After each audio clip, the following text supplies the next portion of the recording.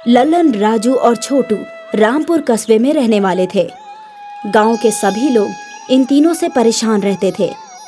तीनों छोटी मोटी चोरियां कर अपना गुजर बसर करते थे। अरे यार, काफी रोज हो गए हैं, कोई हाथ मारे। छोटा मोटा हाथ मारने से कुछ नहीं होगा, हमें बड़ा हाथ मारना चाहिए, इससे बड़ा फायदा हो। लेकिन बड़ा हाथ मारने के लिए खतरा भी तो बड़ा होगा। छोटों की बात सही है, कम से कम छोटा हाथ मारने से हमारे खाने पीने का इंतजाम तो हो जाता है और ऊपर से पुलिस का भी ज्यादा खतरा नहीं रहता। मैंने सुना है कस्बे की सुगिया चाची के पास काफी सोना है। ऐसे भी उसका बेटा सरकारी मुलाजिम है, सारा 2 नंबर का पैसा है उसके पास। अगर हम उसका पैसा मारते भी हैं तो हमें कुछ नहीं होगा। तीनों सुगिया चाची के घर के आसपास चले जाते हैं और ताका झाकी करने लगते हैं। सुगिया चाची अपने आंगन में झाड़ू लगा रही होती है। तीनों घर के पीछे से निगरानी करने लगते हैं। यही सही मौका है, लगता है घर पर कोई नहीं है। और सुगिया चाची घर के बाहर झाड़ू लगा रही हैं। हम चुपके से पीछे से चोरी करके भाग जाएंगे। तुम दोनों अंदर जाओ, मैं यहाँ निगरानी करता हूँ। अगर कोई आया तो मैं खांसने की एक्टिंग करूँगा। ठीक है, लेकिन जरा संभल कर, सुगिया चाची बहुत तेज है, अगर पकड़े गए तो बहुत मार पड़ेगी। मंसूबे के मुताबिक छोटू पीछे वाले दरवाजे पर निगरानी करने लगा और लल्लन और राजू चुपके से घर के अंदर जाकर बक्से से सोना निकालने लगते हैं। तभी छोटू के नाक में धूल चली जाती है और उसे छींक आने लगती है। लल्लन और छोटू को लगता है जरूर कोई आ रहा है। ये तो छोटू के खांसने की आवाज है, जरूर कोई आ रहा होगा। हमें यहाँ से फौरन निकलना होगा। हम इस बर्तन में छुप जाते हैं। लल्लन और राजू बड़े बर्तन में छुप जाते हैं। तभी सुगिया चाची वहाँ आ जाती है और उस बर्तन के नीचे आग लगा देती है। लल्लन और राजू को गर्मी लगने लगती है। दोनों चीखते हुए बर्तन से बाहर आ जाते हैं। हैं? तुम दोनों यहाँ क्या कर रहे हो? चाची, हम ये बर्तन देखने आए थे। बर्तन के अंदर घुस के मुझे बेवकूफ बनाते हो? रुको, तुम दोनों की अभी खबर लेती हूँ मैं। सुगिया चाची दोनों को झाड़ू से मारती है। छोटू बचाने आता है तो वो भी झाड़ू से मार खाता है। तीनों अपना कान पकड़कर वहाँ से भाग जाते हैं और फिर कभी भी सुगिया चाची के घर में कदम नहीं रखने की कसम खाते हैं। आय हाय, मेरी कमर टूट गई। बहुत मारा चाची ने, मैं तो हिल भी नहीं पा रहा। इसीलिए मैं बोल रहा था बड़ा हाथ मारने को, छोटे मोटे चोरी से कुछ नहीं होगा।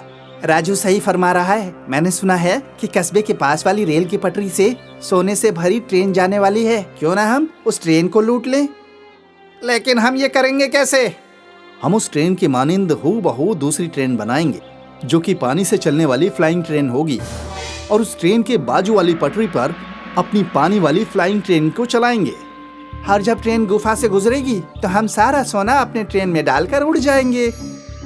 अगले रोज से छोटू और राजू मिलकर पानी से चलने वाली फ्लाइंग ट्रेन बनाने में लग जाते हैं। कुछ रोज में तीनों मिलकर पानी से चलने वाली फ्लाइंग ट्रेन बनाने में कामयाब हो जाते हैं और अपनी चोरी के मंसूबे को आगे बढ़ाते हैं। वाह, क्या गजब की ट्रेन है, किसी ने आज तक ऐसी ट्रेन नहीं देखी होगी। इस ट्रेन के आगे तो एरोप्लेन भी फेल है। ये ट्रेन एरोप्लेन की मानिंद हवा में उड़ भी सकती है। मंसूबे के मुताबिक हम लोग कल ट्रेन में सोना चुराकर हवा में उड़ जाएंगे, किसी को कोई खबर ही नहीं होगी। तीनों मंसूबों के मुताबिक अपनी पानी से चलने वाली फ्लाइंग ट्रेन को लेकर चोरी करने निकल पड़ते हैं। जैसे ही सोने से भरी हुई ट्रेन गुफा से गुजरती है, छोटू सोने से भरे बक्से को अपने पानी से चलने वाली फ्लाइंग ट्रेन में डालकर उड़ जाता है। पुलिस तीनों के पीछे पड़ जाती है। पुलिस हमारे पीछे हाथ धोकर पड़ गई है। अब फिक्र की कोई बात नहीं, हम सोने के फरोख्त कर दूसरे मुल्क में फरार हो जाएंगे। मुझे तो यकीन नहीं हो रहा हमारा मंसूबा कामयाब रहा। चलो इस बक्से को खोलते हैं, हमारे पास सोना ही सोना होगा। तीनों जैसे ही बक्सा खोलते हैं उसमें वैक्सीन होता है। तीनों ये देखकर हैरान हो जाते हैं। ये क्या, लगता है हम गलत बक्सा उठाकर ले आए, इसमें तो कोई दवाई लगती है। सारी मेहनत बर्बाद हो गई, अब हम क्या करेंगे? ये कोरोना वायरस की वैक्सीन है, इसे हम लोगों तक पहुंचाकर उनकी मदद कर सकते हैं। लेकिन ये हमारा काम नहीं है। छोटू सही कह रहा है, आज तक हमने इतने बुरे काम किए हैं और जब ऊपर वाला हमें नेक काम करने का मौका दे रहा है तो हमें ये मौका नहीं गंवाना चाहिए। तीनों उस वैक्सीन वाले डब्बे को पानी से चलने वाली फ्लाइंग ट्रेन में डालकर जरूरतमंदों तक पहुंचाते हैं, जहां तक जाने की कोई सहूलियत नहीं होती। उनका ये नेकी का काम देखकर सरकार उन्हें इनाम देती है। इन तीनों ने बहुत सारे जुर्म किए हैं, लेकिन इस मुश्किल वक्त में तीनों ने गांव-गांव के लोगों तक वैक्सीन पहुंचाने में मदद की है। इसलिए इन तीनों की सजा माफ की जाती है और उन्हें इस काम के लिए इनाम भी दिया जाता है। मैं आज से कसम खाता हूँ, मैं कभी चोरी नहीं करूँगा। अपने मेहनत से पैसे कमाकर दूसरों की मदद करूँगा। सही फरमाया तुमने। आज मुझे जो खुशी मिली है, ये खुशी मुझे पहले कभी नहीं मिली। हमारी पानी से चलने वाली फ्लाइंग ट्रेन ने तो कमाल कर दिया। तीनों अब से चोरी करना छोड़ देते हैं और अपनी पानी से चलने वाली ट्रेन से लोगों की मदद करने लगते हैं। इसलिए अब लोग उनके काम की तारीफ करते हैं। तीनों अपने कस्बे में मशहूर हो जाते हैं। लल्लन, राजू और छोटू रामपुर कस्बे में रहने वाले थे। गांव के सभी लोग इन तीनों से परेशान रहते थे। तीनों छोटी मोटी चोरियां कर अपना गुजर बसर करते थे। अरे यार, काफी रोज हो गए हैं, कोई हाथ मारे। छोटा मोटा हाथ मारने से कुछ नहीं होगा, हमें बड़ा हाथ मारना चाहिए जिससे बड़ा फायदा हो। लेकिन बड़ा हाथ मारने के लिए खतरा भी तो बड़ा होगा। छोटों की बात सही है, कम से कम छोटा हाथ मारने से हमारे खाने पीने का इंतजाम तो हो जाता है और ऊपर से पुलिस का भी ज्यादा खतरा नहीं रहता। मैंने सुना है कस्बे की सुगिया चाची के पास काफी सोना है। ऐसे भी उसका बेटा सरकारी मुलाजिम है, सारा 2 नंबर का पैसा है उसके पास। अगर हम उसका पैसा मारते भी हैं तो हमें कुछ नहीं होगा। तीनों सुगिया चाची के घर के आसपास चले जाते हैं और ताका झाकी करने लगते हैं। सुगिया चाची अपने आंगन में झाड़ू लगा रही होती है। तीनों घर के पीछे से निगरानी करने लगते हैं। यही सही मौका है, लगता है घर पर कोई नहीं है। और सुगिया चाची घर के बाहर झाड़ू लगा रही हैं। हम चुपके से पीछे से चोरी करके भाग जाएंगे। तुम दोनों अंदर जाओ, मैं यहाँ निगरानी करता हूँ। अगर कोई आया तो मैं खांसने की एक्टिंग करूँगा। ठीक है, लेकिन जरा संभल कर, सुगिया चाची बहुत तेज है, अगर पकड़े गए तो बहुत मार पड़ेगी। मंसूबे के मुताबिक छोटू पीछे वाले दरवाजे पर निगरानी करने लगा और लल्लन और राजू चुपके से घर के अंदर जाकर बक्से से सोना निकालने लगते हैं। तभी छोटू के नाक में धूल चली जाती है और उसे छींक आने लगती है।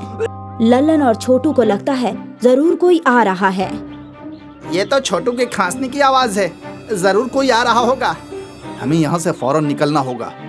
हम इस बर्तन में छुप जाते हैं। लल्लन और राजू बड़े बर्तन में छुप जाते हैं। तभी सुगिया चाची वहाँ आ जाती है और उस बर्तन के नीचे आग लगा देती है। लल्लन और राजू को गर्मी लगने लगती है। दोनों चीखते हुए बर्तन से बाहर आ जाते हैं। हैं? तुम दोनों यहाँ क्या कर रहे हो? चाची, हम ये बर्तन देखने आए थे। बर्तन के अंदर घुस के मुझे बेवकूफ बनाते हो? रुको, तुम दोनों की अभी खबर लेती हूँ मैं। सुगिया चाची दोनों को झाड़ू से मारती है। छोटू बचाने आता है तो वो भी झाड़ू से मार खाता है। तीनों अपना कान पकड़कर वहाँ से भाग जाते हैं और फिर कभी भी सुगिया चाची के घर में कदम नहीं रखने की कसम खाते हैं।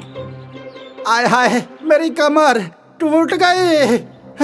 बहुत मारा चाची ने, मैं तो हिल भी नहीं पा रहा। इसीलिए मैं बोल रहा था बड़ा हाथ मारने को, छोटे मोटे चोरी से कुछ नहीं होगा। राजू सही फरमा रहा है। मैंने सुना है कि कस्बे के पास वाली रेल की पटरी से सोने से भरी ट्रेन जाने वाली है। क्यों ना हम उस ट्रेन को लूट लें? लेकिन हम ये करेंगे कैसे? हम उस ट्रेन की मानिंद हूबहू दूसरी ट्रेन बनाएंगे जो कि पानी से चलने वाली फ्लाइंग ट्रेन होगी और उस ट्रेन के बाजू वाली पटरी पर अपनी पानी वाली फ्लाइंग ट्रेन को चलाएंगे। हर जब ट्रेन गुफा से गुजरेगी तो हम सारा सोना अपने ट्रेन में डालकर उड़ जाएंगे। अगले रोज से छोटू और राजू मिलकर पानी से चलने वाली फ्लाइंग ट्रेन बनाने में लग जाते हैं। कुछ रोज में तीनों मिलकर पानी से चलने वाली फ्लाइंग ट्रेन बनाने में कामयाब हो जाते हैं और अपनी चोरी के मंसूबे को आगे बढ़ाते हैं। वाह, क्या गजब की ट्रेन है, किसी ने आज तक ऐसी ट्रेन नहीं देखी होगी। इस ट्रेन के आगे तो एरोप्लेन भी फेल है। ये ट्रेन एरोप्लेन की मानिंद हवा में उड़ भी सकती है। मंसूबे के मुताबिक हम लोग कल ट्रेन में सोना चुराकर हवा में उड़ जाएंगे, किसी को कोई खबर ही नहीं होगी। तीनों मंसूबों के मुताबिक अपनी पानी से चलने वाली फ्लाइंग ट्रेन को लेकर चोरी करने निकल पड़ते हैं। जैसे ही सोने से भरी हुई ट्रेन गुफा से गुजरती है, छोटू सोने से भरे बक्से को अपने पानी से चलने वाली फ्लाइंग ट्रेन में डालकर उड़ जाता है। पुलिस तीनों के पीछे पड़ जाती है। पुलिस हमारे पीछे हाथ धोकर पड़ गई है। अब फिक्र की कोई बात नहीं, हम सोने के फरोख्त कर दूसरे मुल्क में फरार हो जाएंगे। मुझे तो यकीन नहीं हो रहा हमारा मंसूबा कामयाब रहा। चलो इस बक्से को खोलते हैं, हमारे पास सोना ही सोना होगा। तीनों जैसे ही बक्सा खोलते हैं, उसमें वैक्सीन होता है। तीनों ये देखकर हैरान हो जाते हैं। ये क्या, लगता है हम गलत बक्सा उठाकर ले आए। इसमें तो कोई दवाई लगती है। सारी मेहनत बर्बाद हो गई। अब हम क्या करेंगे? ये कोरोना वायरस की वैक्सीन है, इसे हम लोगों तक पहुंचाकर उनकी मदद कर सकते हैं। लेकिन ये हमारा काम नहीं है। छोटू सही कह रहा है, आज तक हमने इतने बुरे काम किए हैं और जब ऊपर वाला हमें नेक काम करने का मौका दे रहा है तो हमें ये मौका नहीं गंवाना चाहिए। तीनों उस वैक्सीन वाले डब्बे को पानी से चलने वाली फ्लाइंग ट्रेन में डालकर जरूरतमंदों तक पहुंचाते हैं, जहां तक जाने की कोई सहूलियत नहीं होती। उनका ये नेकी का काम देखकर सरकार उन्हें इनाम देती है। इन तीनों ने बहुत सारे जुर्म किए हैं, लेकिन इस मुश्किल वक्त में तीनों ने गांव-गांव के लोगों तक वैक्सीन पहुंचाने में मदद की है।